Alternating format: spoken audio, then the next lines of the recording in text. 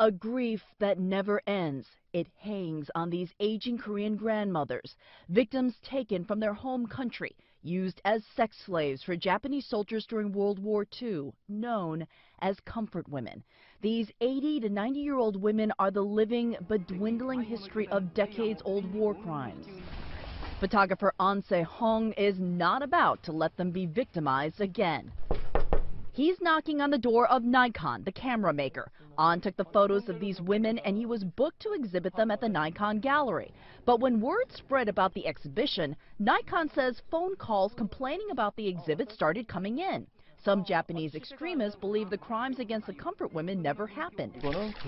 Nikon sent An a letter without explanation canceling his exhibit. The reason I do this work is for these grandmothers, says An. He adds, the government and some Japanese people just hope these women will die and history will be erased. It's not right. Japan has a track record of downplaying its war crimes. This Comfort Women Memorial in Palisades Park, New Jersey is a recent example.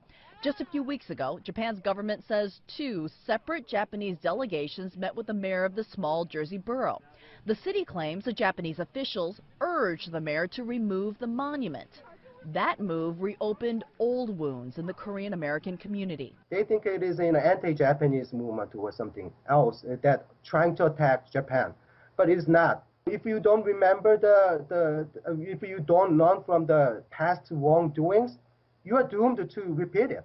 Japan's government has formally apologized on numerous occasions for the atrocities against the women, and the government has paid reparations to the victims through a fund. But that's the problem here for the women. Without direct payment from the government, it looks like the country won't officially acknowledge what it's done. And that's why, says An, this is the closest he'll get to displaying his photograph and memorial to the women. And why Japanese companies like Nikon, he says, can so easily insult the women. Why did Nikon decide to cancel the show? The Nikon gallery manager won't give a reason why, other than to say the exhibit is simply canceled. Nikon would not grant CNN an on-camera interview, but tells us that public complaints are not the reason for the cancellation. These grandmothers were forced into slavery 70 years ago, he says. They lived and survived alone. Afterwards, no one remembers them. Unless, he says, today's people fight yesterday's wrongs. Kyung-la, CNN, Tokyo.